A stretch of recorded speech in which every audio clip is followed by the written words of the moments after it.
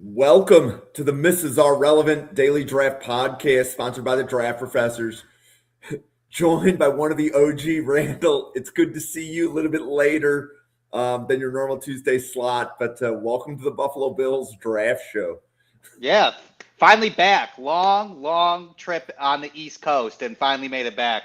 15 days Yeah. away from home was insane. And If I you're don't looking know. for Owen and Jerry, Owen is in Boston. Jerry's at a Tulsa alumni event. There's a good chance you're going to see all four of us on the podcast next week. But right now, we just take it 1 week at a time. So, Randall, how you feeling about the playoffs? I feel good. I feel good overall. I think that this game is going to come down to, I think we match up well. I think Jacksonville matches up well against us and vice versa. I think we have the edge when it comes to veteran leadership.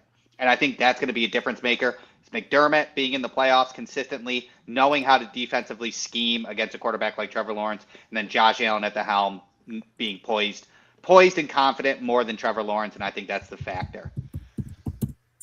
Yeah, and ultimately, I'm looking at it like Jacksonville's a good team, but Yeah, there's something to be said for playoff experience. exactly. And if you look at even after Jacoby Myers trade, if you look at the Arizona Cardinals game with Jacoby Myers, Trevor Lawrence went 3 touchdowns, 3 interceptions that game, and still pulled out a win against a very bad Cardinals team. But that Cardinals defense baited him just like Buffalo does. Disguised blitzes, disguised coverages, got those 3 interceptions on him. And then Brissett threw 49 times for 314 yards, 1 touchdown. Sure, we can have a recipe similar to that, but with Josh Allen at the helm and James Cook as a running back, because the Cardinals were using, Bam Knight that game, that's just going to put us over the edge. And I think that's the recipe. Yeah, so I am looking forward to Sunday. I'm not looking forward to full on Bills draft season for another 5 weeks. Yeah, me and you both. I don't want to start. I don't want to start doing just Buffalo. Yeah, I feel you. I feel you on that. And ironically, so the Super Bowl is on my birthday. So Nice. I've been telling everybody what I wanted for my birthday for pretty much 12 months. There you go. And nobody can give it to me. Yeah.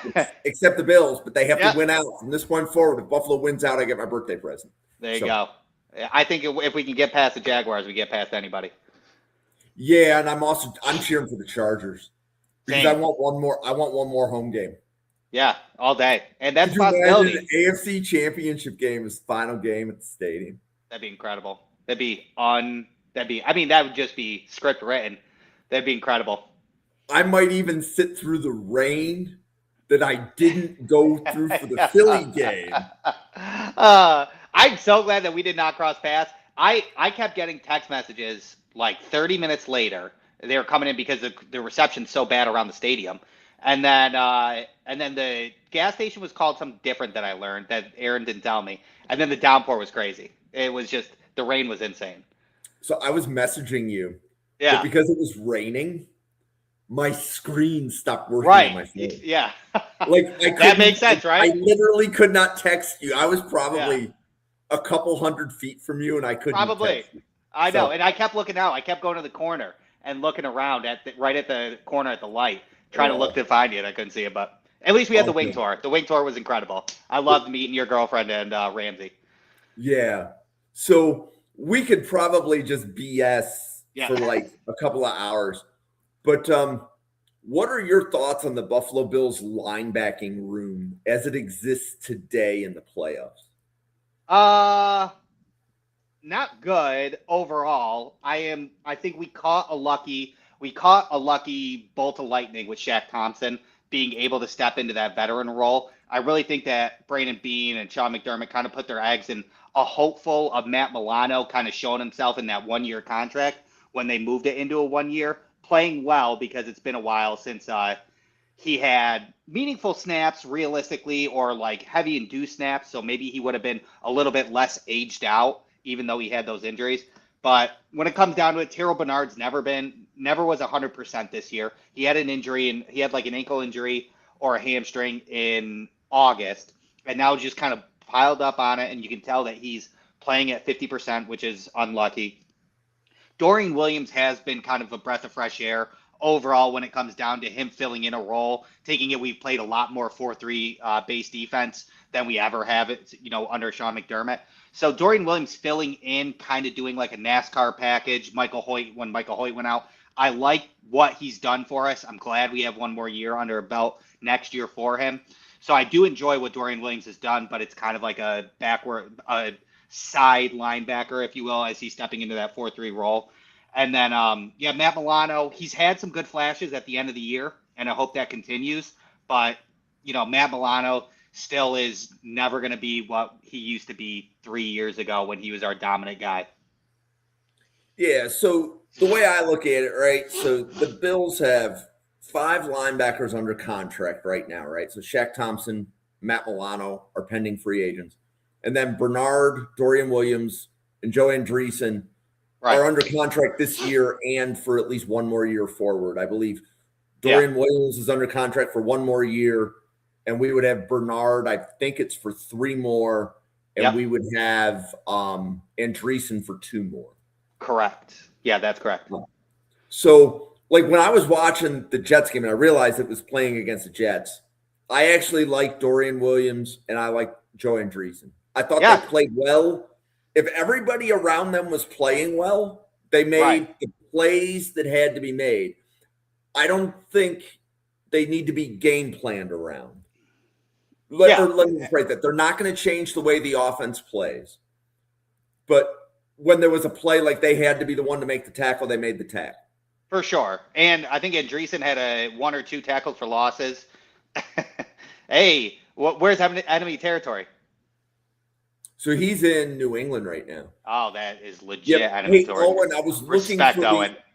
Owen, I was looking for the linebacker board that you sent me, and it's much easier for me to read emails when I'm on a podcast than it is a text. So if you can email it to me, I'll be able to use it on the podcast. But I'll drop my email in here for you. I definitely agree. Like Joe Andreessen has been taking good steps forward when he gets his opportunity. Obviously, it was the Jets and things along those lines, but he seems to understand the game well, and I'm curious to see how he is going to affect next year's depth chart and how they're going to address it, especially in a heavily deep linebacker class. Yeah, we're going to get into the linebackers in the draft in a little bit, but for sure, part of it is we have to be able to look at like when we look at the Bills roster, right? Bernard, when he's healthy, is considered the Mike. Right. Do you see that? But next year, do you think that he's how do you see the linebacker depth chart with Bernard as the senior linebacker on the team? Yeah. I mean, I like that. I like how much he commanded the defense and how much people respected him. When it went to only 2 captains, Bernard was one of the captains for the defensive side. But I don't see him, especially with how the NFL defenses are now evolving. When we got Terrell Bernard, he did so well. Linebackers, they wanted quick linebackers because everybody was playing a lot of nickel and it was so pass heavy. So you wanted speed at the linebacker. So a 225, a 220 linebacker was okay to use as the Mike because you were using speed. Now it's more evolving back into base defense in 4-3, and you really do need a heavier set Mike to be able to control line of scrimmage and adjust from there. So when we're looking at the depth chart, I'm looking more at potentially pushing Bernard over to Will and then drafting a Mike linebacker in that place and then having those as a duo. I think that really opens Terrell Bernard's ceiling and exactly to where we need him to be and still be himself in that Will role and then getting a good Mike to help establish the run and the line of scrimmage. Okay. So I have Owen's board up and it's, I get to see his grades. I get to see his write-ups. And I will say Owen's write-ups are hysterical because I am going to read some of them out loud in a little bit. Okay. So he says rounds are indicated by color. Okay. So I'm assuming that means green is around 1 and yellow is around 2 and orange is probably around 3. Yeah. I got you now. Thanks, Owen. Okay. So, Randall, as you look, okay, so Bernard probably moves to off ball and we would need a Mike. For sure. You think that Shaq Thompson can play that Mike? Absolutely. As long as Shaq Thompson's willing to play it, I think he can. He can definitely play it. And, age could be a concern, but we already know, well, we know, and we hope, is that we're drafting a linebacker in this class. So I think it's kind of a route where you give him a 1 year and then he can play into it, or he can be that and then be that veteran role for the rookie Mike to be behind him to learn, and potentially, depending on what round we take a Mike linebacker in this draft, how long does he take the starting role, or do you do something along the lines of a Trey White, Max Hairston kind of situation where you split 75-25 to make sure Shaq Thompson is good at the end of the year and give him less snaps, so then they can rotate and he can learn at full speed as well. Yeah, and I kind of see it the same way. The way that I really look at this is, okay, you have Shaq Thompson, assuming that you give him another contract, even if it's for a 1 year rental, he's Right. probably worth it. Even if you For have sure. to pay him, we'll say 40% of what you were paying Milano, it's still Absolutely. I would not have a problem if we were paying Shaq Thompson Matt Milano's contract right now. I think he's playing to that level. 100% agree. Like you got to take at that point, you take out the age, and basically just take out the age, because you know what he was capable of. You know what he did this year. I agree. Matt Milano money seems sufficient, especially with new TV deals. You can put him at a $2 million cap and push everything down to the new TV deals 2027, 2028, and just deal with that later. Okay, so the Bills linebacker room under contract, as we've gone over, Bernard, Dorian Williams, solid backup. Dorian Williams, like you called it a NASCAR package. I like Dorian Williams as a quarterback spy. Right. But I'm also of the opinion that you draft Dorian Williams' replacement this year. Like, if you're drafting two linebackers, one is right, because you could put starter. Right. Oh, go ahead. Yeah, you could put Andreessen as backup off ball. Then you have your Mike and Shaq, and then you have Dorian, and then another Sam-ish linebacker behind him, ready to take the role in 2027. That makes sense. Yep. So, shifting to the draft, I have Owen. Owen gave me 2 tabs. So he gave me his linebacker board, which I'm going to be sharing with Newt tomorrow night. And he also gave me a Bills specific linebacker board. Who do you think is the second best linebacker in this class that fits the Bills' needs? Because I'm assuming Sonny Styles is the top guy that fits the needs. Most definitely. Which, probably can't get him. Right. Who's number 2 for you? Number 2 for me is Anthony Hill Jr. I'm a big Anthony Hill Jr. fan. It's very close. It's kind of like a 2A, 2B situation with Anthony Hill Jr. and CJ Allen. I think both fit well. I think Anthony Hill Jr. is an interesting prospect for Buffalo, and I think Sean McDermott could make him work pretty well. He's a hard hitter. He's a good tackler. He does all 3 levels. He can go into coverage. He is good at read and react. He's good at the line of scrimmage, and he's got good pass rush skills. He's got 16 and a half tackles for loss, over 100 tackles, 59 solo. He's got 7 QB hits. That was in 2024, and then in 2020, no, that was 2024. And then, but overall, 2025, I'm sorry. He's got 7 tackles for loss, but he has under a 5% missed tackle rate. He's got 3 sacks and 2 QB hits. I think he's a really sound linebacker overall. I think he covers the flats and the second level. His pass rush is good. He can diagnose and process well.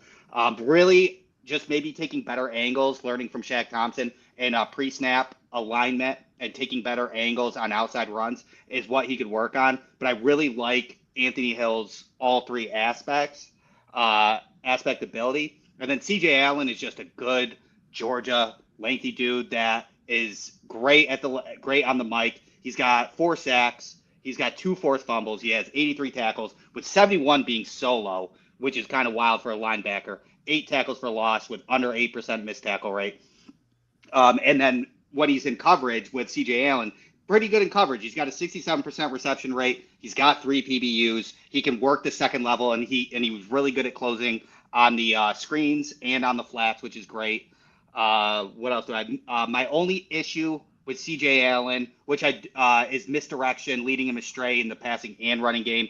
RPOs and play action looks a little rough, especially in dual threat quarterbacks. He had a rough time against Chambliss and Ole Miss, really just kind of biting on RPOs because it was hard with Chambliss. I'll give him that, and Lacey as a duel, trying to figure out where they're going. But he did get lead astray a lot. And Lacey had a pretty good eye on him in the blocking game as well. If he's coming from the second level in a pass rush, he can get stunted by a tight end or running back kind of often, not crazy often, but I did notice that. So he kind of has to work on his speed to power coming from that second level, or at least making a counter coming up to that blocker using a swim move, using a swiper, just bully him through and get through. But those are my 2 after Sonny Styles that are best fit. Okay, so I'm going to channel my best Owen. So I've read Owen's assessment of CJ Allen and Anthony Hill Jr. while you were saying all that. Okay, between CJ Allen and Anthony Hill Jr., Owen is the same exact grade on both of them. Okay. Okay. Who do you think is the better fit for Buffalo, and are they a fit as a Mike or a Will? Between those 2? Yep.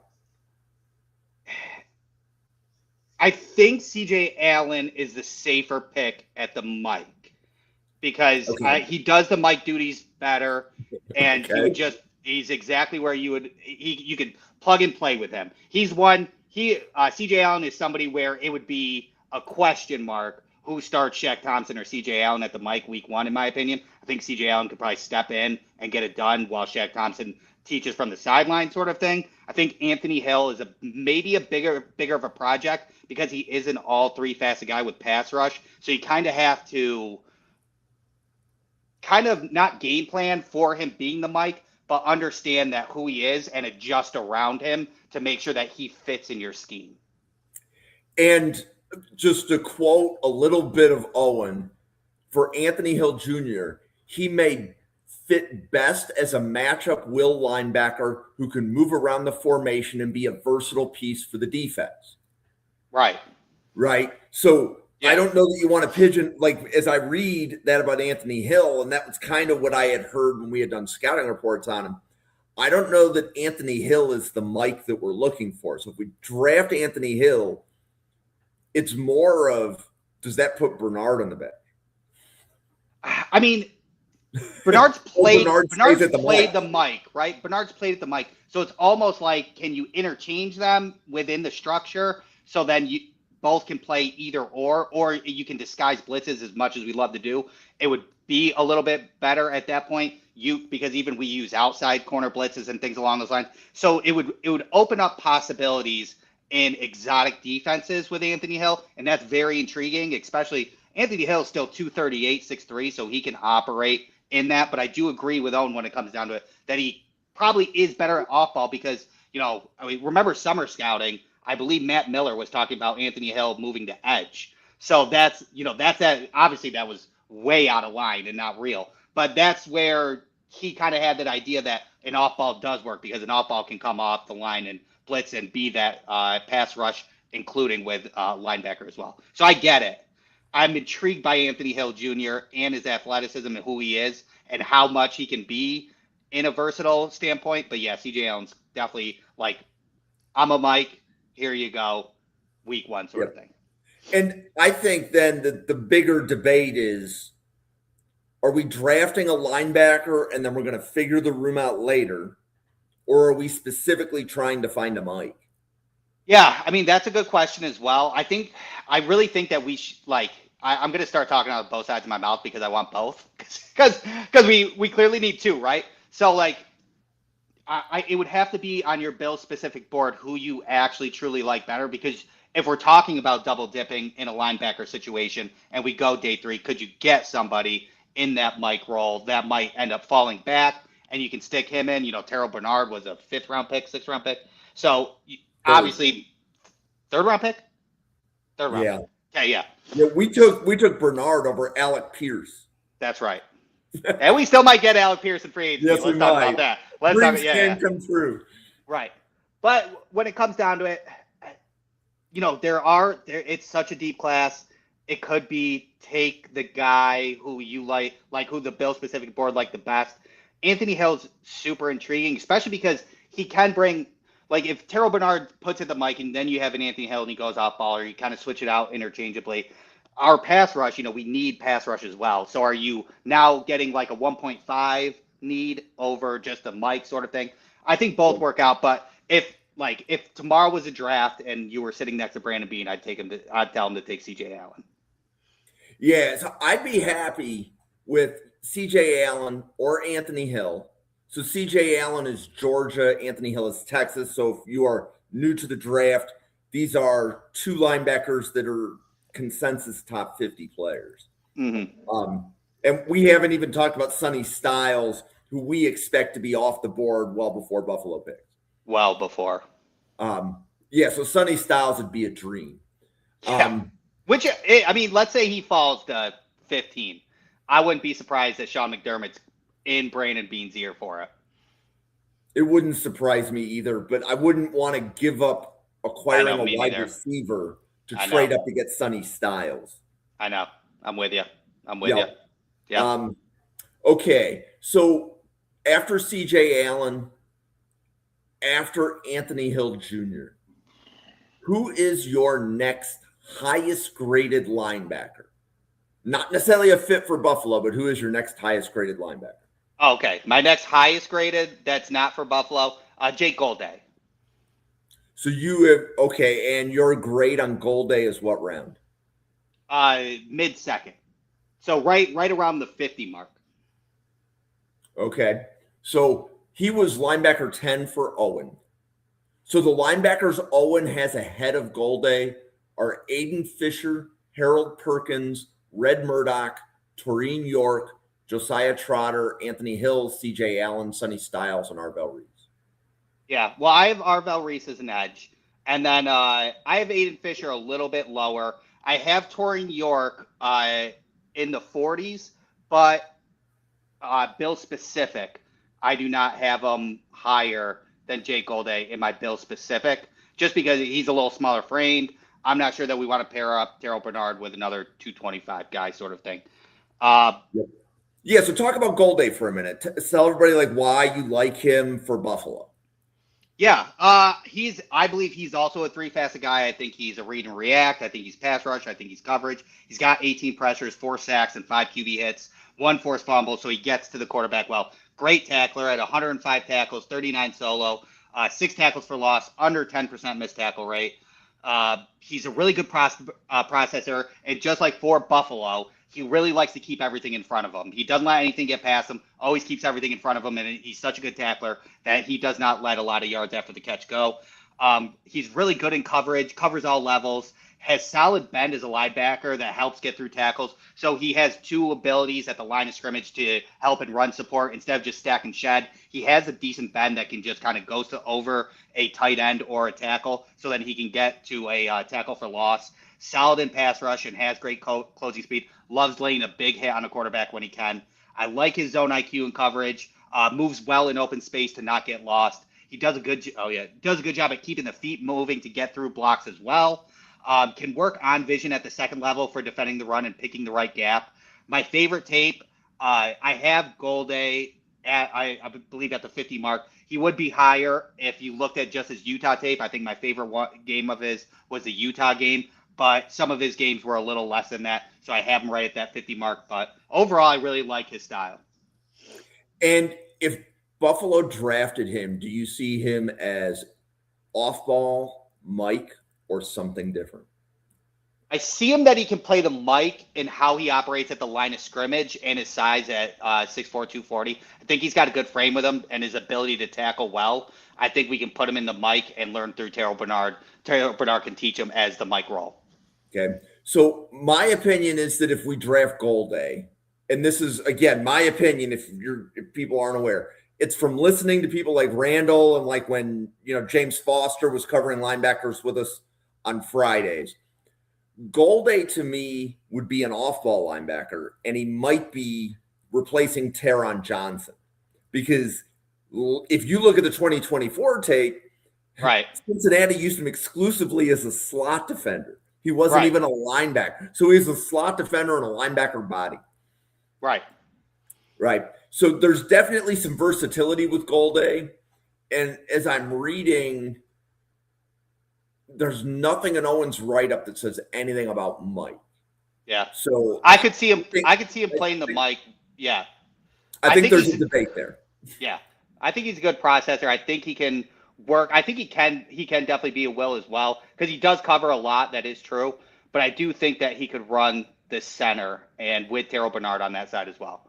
I think Terrell Bernard is kind of a good chess piece when it comes to his veteran leadership and who he can teach at the mic. Taking it, he is a off-ball linebacker that learned the mic role, and I think that's a good tool that we have in that bag.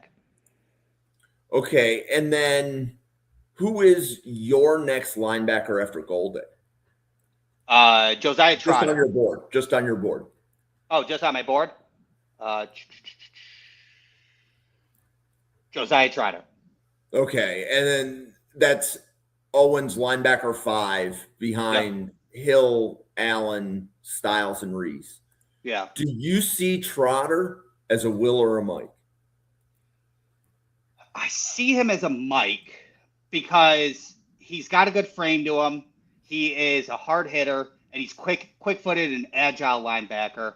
I mean, I really like how he stays on his toes, and he's super active. Really good at shedding, stack and shed at defending the run. He's got good speed. He has some good pass rush. Really good upper body strength that doesn't let tackles affect his run defense. Coverage is decent. That's why I kind of maybe put him in that Mike, and he needs to work on it. He needs to work better in zone. A little slow to react in the middle of the field. That leaves wide receivers open, so some misdirection can affect that middle of the field. But definitely has to work on identifying running back routes. Kind of gets fooled by Texas routes in the running back and leaves the middle of the field when he thinks nobody's going his way. But he's got a great foundation, and he's only 20 years old, which I think Buffalo's going to covet like crazy and want somebody like that to mold. And he's somebody that Buffalo, I think, will covet. So, yeah. So it's funny that what you were reading was almost – that's not word for word Owen's write-up. Yeah. But you use some of the same things. So I think if we draft Josiah Trotter, who is a redshirt sophomore out of Missouri, he declared for the draft within the last 7 days. Yeah. Like, okay. So when we did scouting reports on Trotter, James Foster had him as a top 50 grade, and that was in October. Nice. Right? I didn't do much work on him as a redshirt sophomore. I watched a little bit, but I thought he was going to stay for another year. Yeah. So from a Josiah Trotter standpoint, so I'm going to paraphrase Owen's write-up, but it sounds to me like if we draft him, we might want him to be the off-ball linebacker year 1. And then transition him to the Mike as he grows into his body. So, I would think that he would be the perfect candidate for Shaq Thompson to start and then lean into it, not use him as much in the first year, but let him learn through into the Mike and then stepping into a bigger role in 2027 or just really maybe a half a season with Shaq and then moving him in there. But I think at 20 years old, you kind of learn through a veteran and then take over. Yeah. And any of the linebackers we've talked about so far, so whether that's Josiah Trotter, Anthony Hill Jr., or CJ Allen, even if they're on the roster and they're coming on as a backup, I have yet to see a season under McDermott where our linebackers played a full season. Yeah. Doesn't matter whether it was Edmonds and Milano Right. and Bernard, or, whatever the combination is this year. Right? Like, I mean, we've seen Joe Andreessen start games recently, right? There was a game I thought that we had to go with like Andreessen and Thompson because both Milano and Bernard were out. Yeah, I believe. Yeah, late like third quarter of the year. I do remember. I can't remember which game it was, but I do remember that. Yeah. Yeah. So to me, that's why drafting a linebacker on day 2 is critical. Yeah, I Because agree. even if they're a backup, we're going to call on them to probably start 4 to 6 games their rookie year. For sure. And I don't want that to be a Yuli Foshio 5th round pick type Right. that gets Right. that. I would want it to be a player that has more upside, Agreed. kind of thing. Okay, so Owens for the next on Owens' board is Jacob Rodriguez. That's my next guy. So Owens' write up says Rodriguez could come in as the Will or the Mike. I'm curious how people grade. So I have a lot of respect for Sam Teets, James Foster, EJ, and Russo. Those were the 4 guys doing linebackers. All 4 of them came back with a day 3 on Rodriguez. And that was because he doesn't have the athletic ability. Right. What do you think? I have a 3rd round grade on Jacob Rodriguez. I don't care.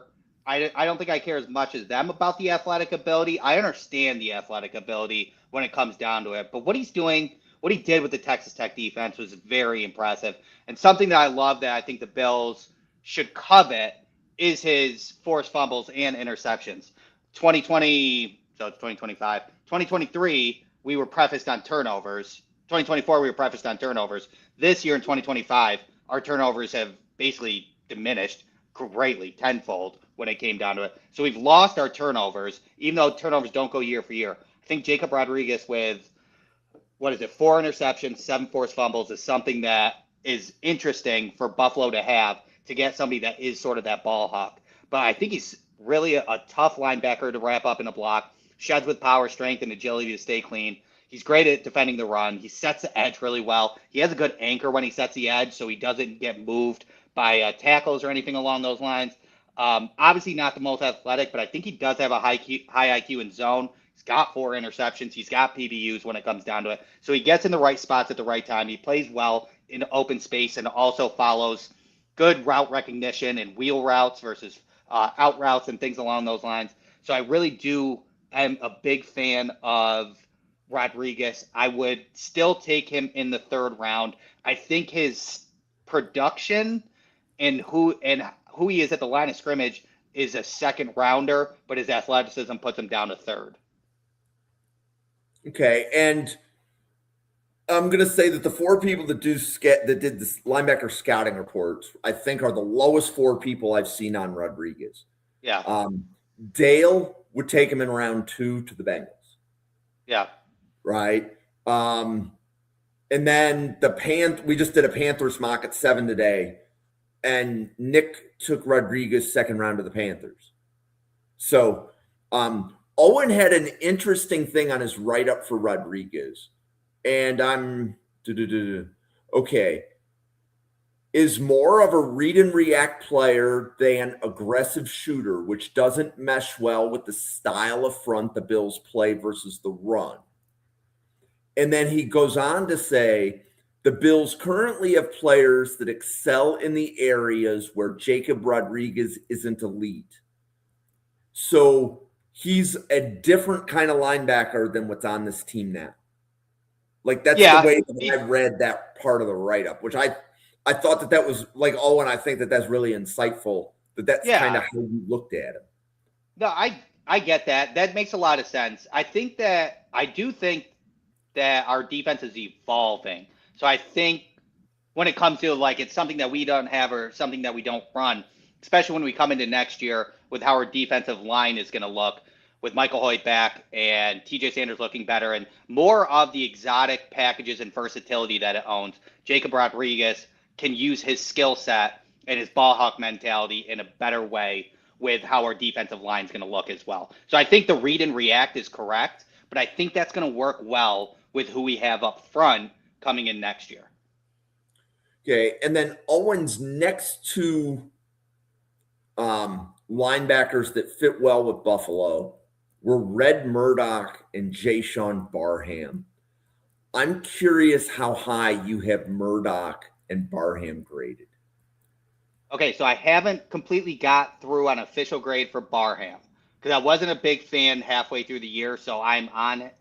He's one of my next guys to go. But my next on my bill specific, which is a early round 3, is Red Murdoch, and I'm a big fan of Red Murdoch at 6'1", 240. I mean, his stats are absolutely insane. He had the most snaps that I've scouted so far, 837 snaps at linebacker, 20 pressures, 6 sacks, 2 QB hits, 6 forced fumbles, 142 tackles, 53 solo, 13 and a half tackles for loss, under 10% missed tackle rate, 2 PBUs, a 72% reception rate. One of the most, I think, other than Sonny Styles, he might be one of the most patient linebackers in this class. The way he lets him stay clean on that second level, and then his vision in picking which gap or what he needs to do for his assignment.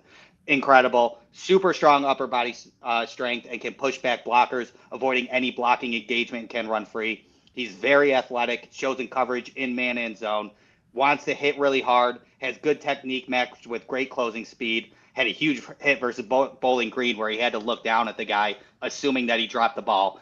I was surprised that he held onto the ball. It was an incredible hit. Brings good pass rush juice coming along from the edge or linebacker, and doesn't just use power. He has a swim move that's pretty good. I am interested right now. I have an early day 3 on Red Murdoch. I wouldn't be surprised if he got in on the late day 3, but I think that's dependent on what he's going to show at the East-West Shrine Bowl. So I'm very interested to watch him on that in that bowl game. And Murdoch is 8th on Owen's Bills board. So he has other linebackers graded higher. Yeah. But he's a big Murdoch fan, being a UB, former UB scout. Yeah. Yeah. And so you both see Murdoch in about the same round, your 3rd round grade. Right.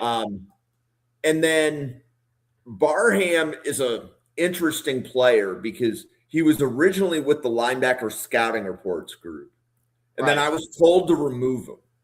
So basically, so obviously if James Foster and Sam Teeth are saying we're not covering him, right? Yeah. Like that's just the way it goes. Okay. Right. So I just wasn't a big fan of him. Yeah.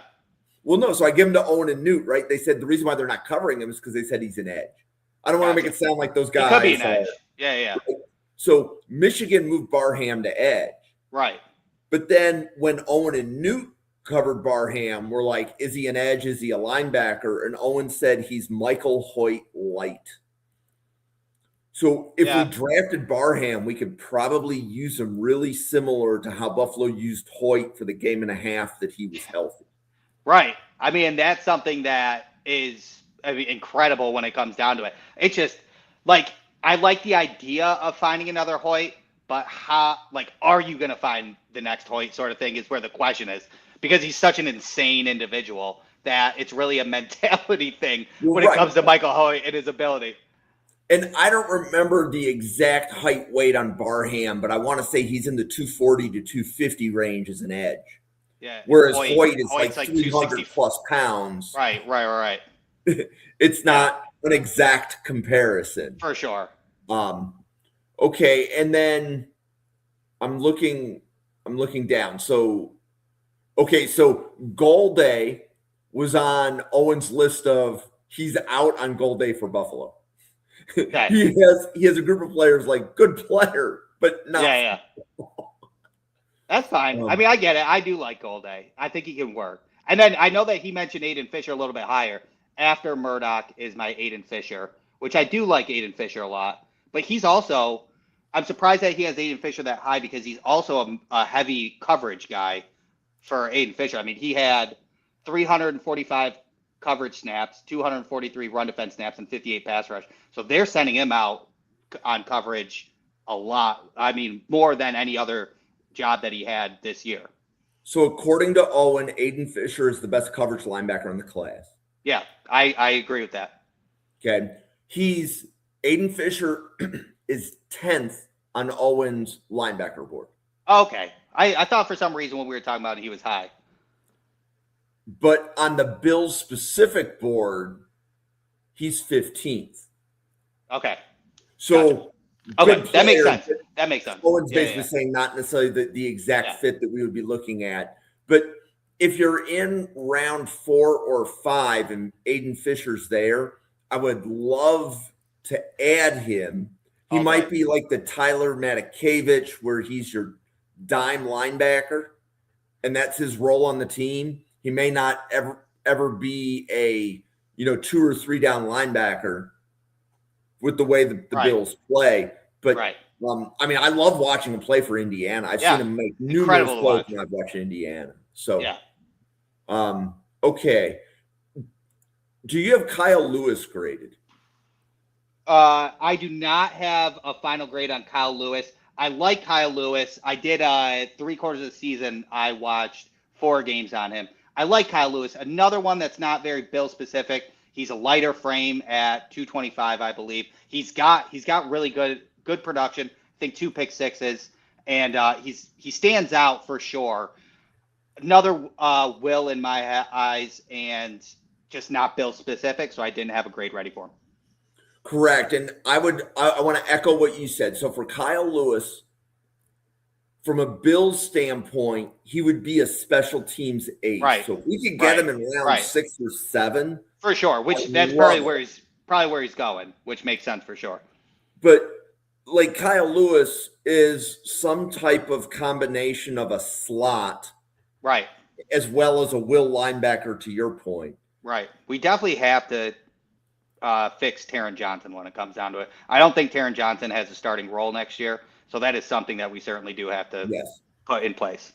Right, and whether, like I was even pointing out in the game against the Jets, that we had Hancock playing out of position because basically they probably said, who are the 5 lowest DBs on the team?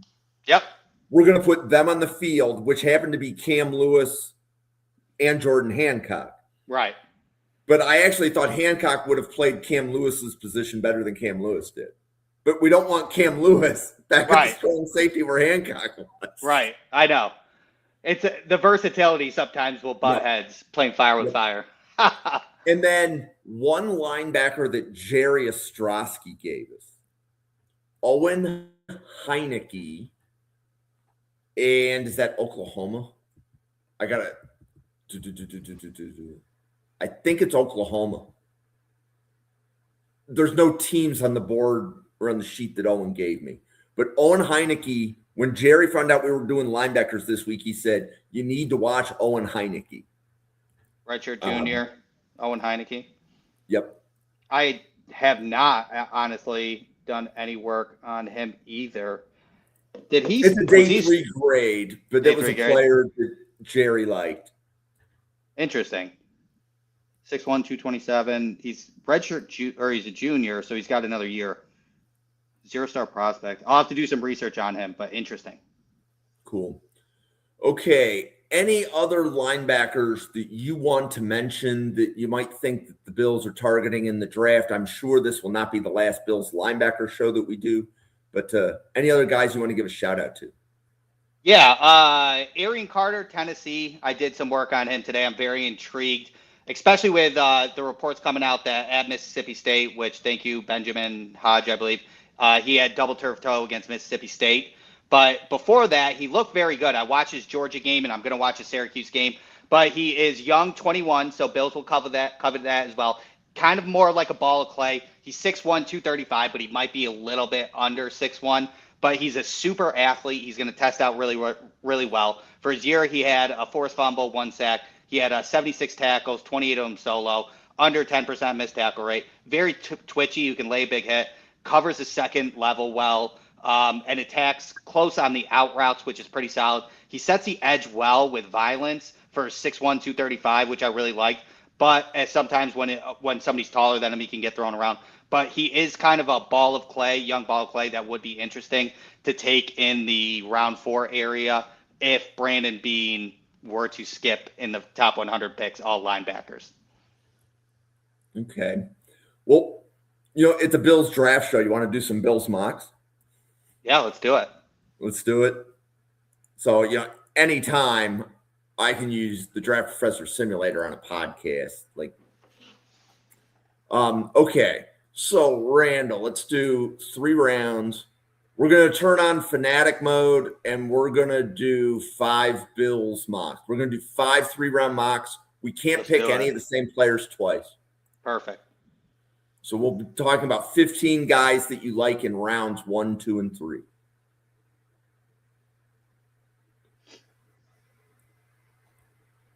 Okay, so I'll read the draft out loud so that we know who went, but the draft went Mendoza, Moore, Tate, Bain, Fano, Maui Noah, Reese, Downs, Bailey, Styles, Delane Woods, Lomu, Falk, Sadiq, Lemon, Parker, Love, Tyson, Ione, Ty Simpson, Cassius Howell, Jermad McCoy.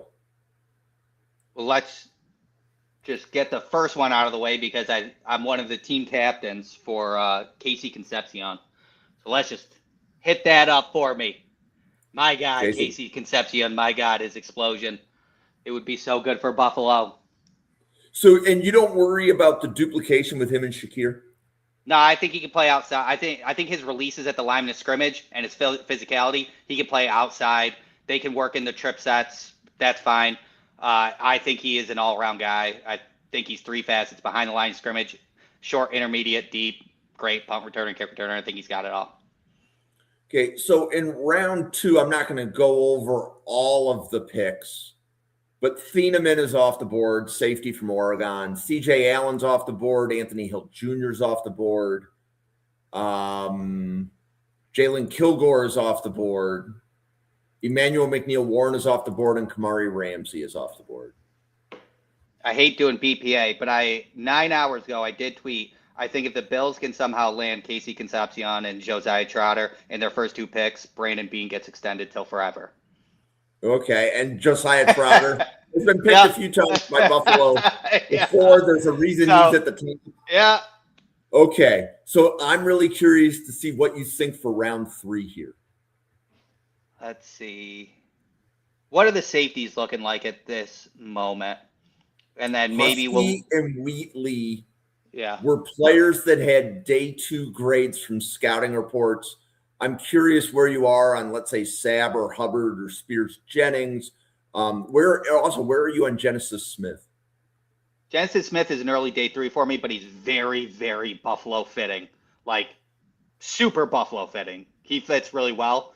I am a Do big. you like him more than Husky and Wheatley? No, I don't like them. I don't like him over Husky, Wheatley, and Saab. Okay. I'm a big Keon Saab guy. He was one of my summer guys, and I think he stayed with it, even though his production didn't show that much as well. But I think he really commands at the free safety position, and he has a high IQ. So I'm a big Keon Saab guy. So but would you? I would take. I would take. Edge? Oh man, Messidor. Derek Moore is there. Yeah. Let's take Messidor. Let's take Messidor in the 3. I think that's somebody that we could certainly use, and then we can find safety in round 4. Not that we're doing that today. Okay. So what the simulator does is it makes sure Casey Concepcion is off the board before Buffalo picks. Okay. So Concepcion gets sniped.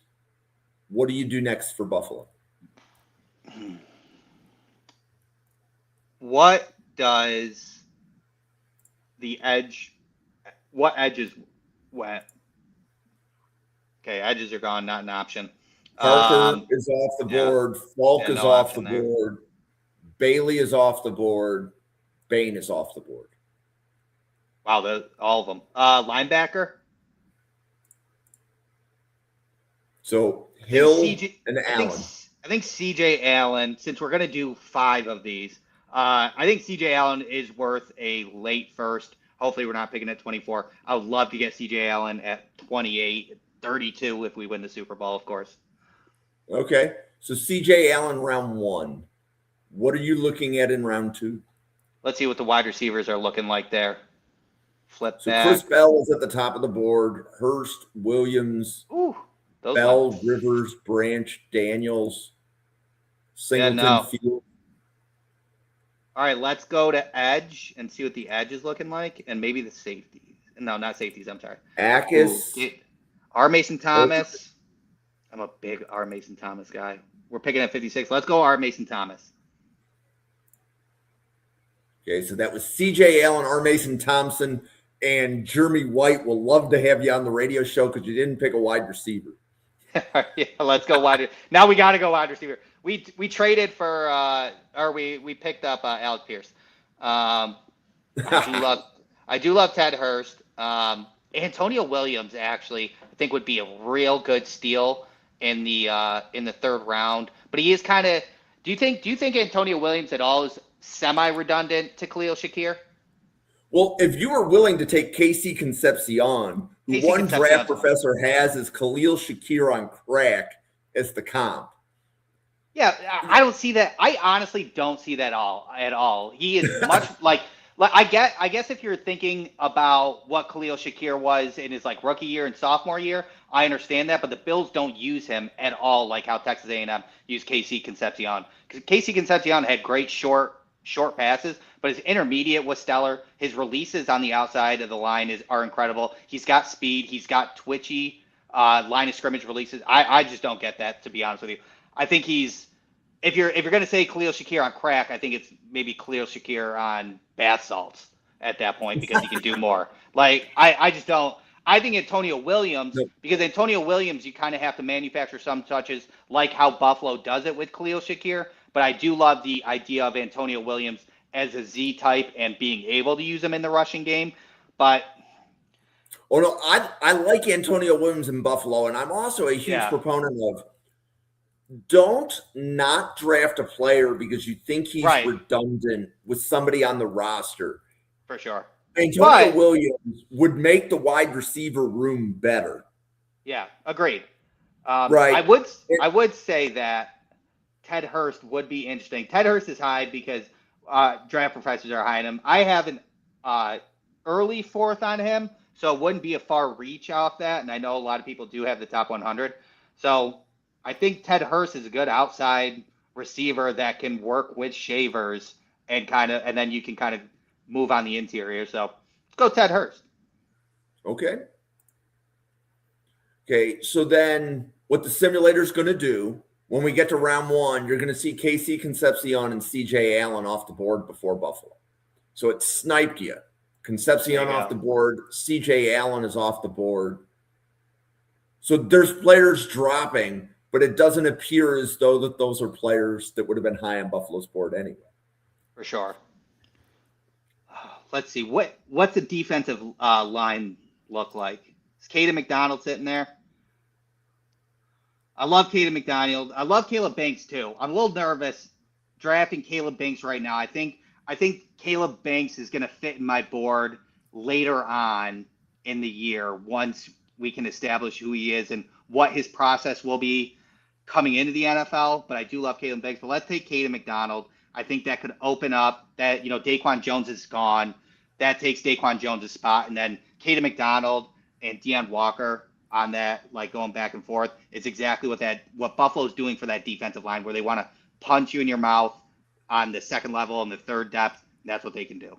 Okay, in round two, it's sniped Trotter and R. Mason Thomas before your pick.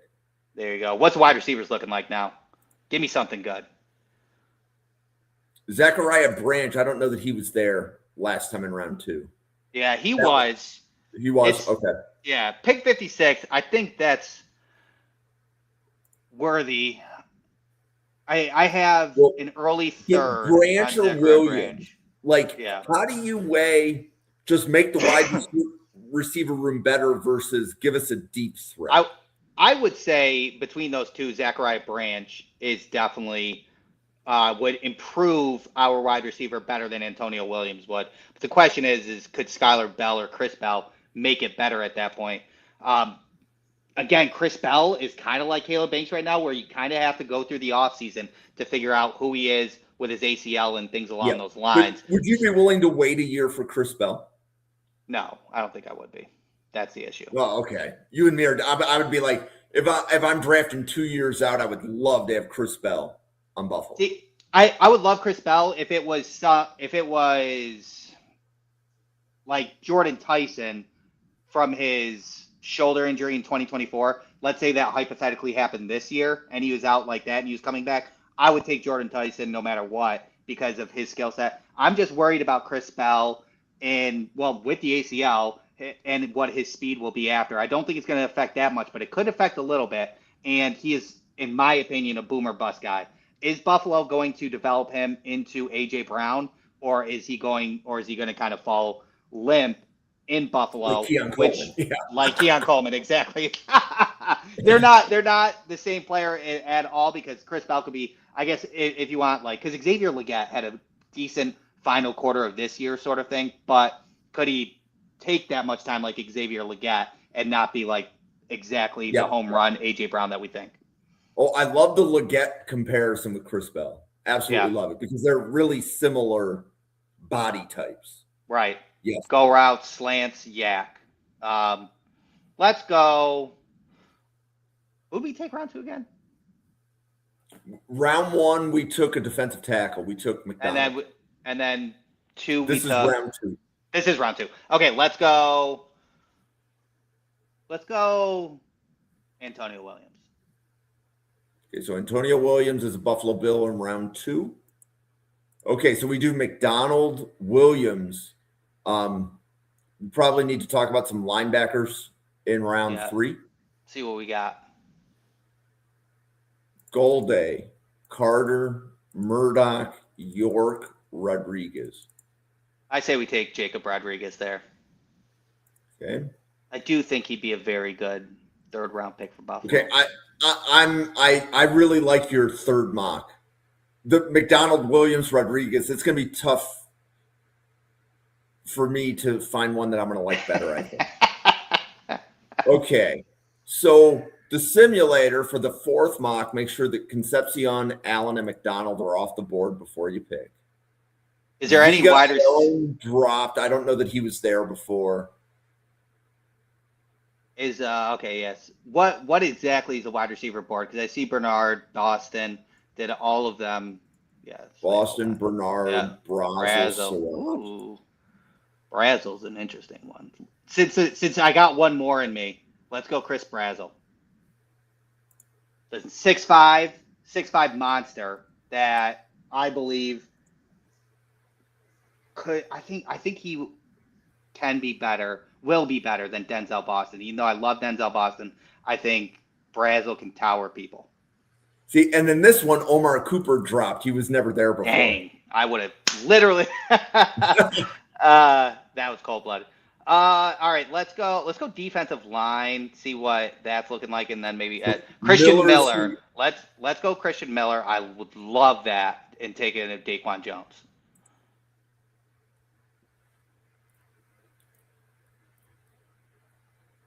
Okay, and then are you thinking linebacker, safety, or would you look at a different position? I'm thinking linebacker or safety. Let's take BPA in between those 2 positions. So Husky and Wheatley are there. Carter, Golday, Murdoch, York, Perkins. Go. Ooh.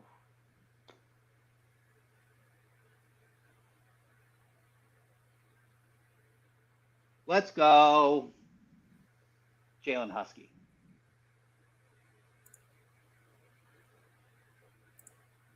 Okay, so that was Brazel, Miller, Husky. That one was different. That one's different. Like that one. Yeah, that one's very different. So you can set fanatic mode up to 8. I looked at how much time we had left in the podcast. I was like, we don't have time to do 8. If you did 8, I would have done it. All right. What should we do? This is the final one that we're doing in round 1. Concepcion, Allen, McDonald, and Brazel got sniped before Buffalo. Should we do the different one and go Vega? Because we do have 3 offensive line that are free agents.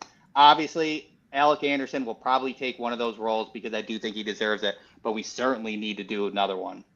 Yep. And that's Jerry Ostrowski's favorite player in the draft. I mean, Cromer would love his athleticism. Okay, we got a gift. Okay, Omar Cooper Jr. or Kamari Ramsey? Omar Cooper Jr. As much as I man, let me actually rethink that. Because Ramsey's graded higher, right? Right. I think that the safety free agent class, if I'm not mistaken, has some decent names in there. I do think, but also wide receivers obviously could happen in the offseason as well. So I'd be curious what Brandon Beane thinks about that. I wouldn't be mad if Brandon Beane went the free agent route to be next to Cole Bishop. So let's go Omar Cooper Jr.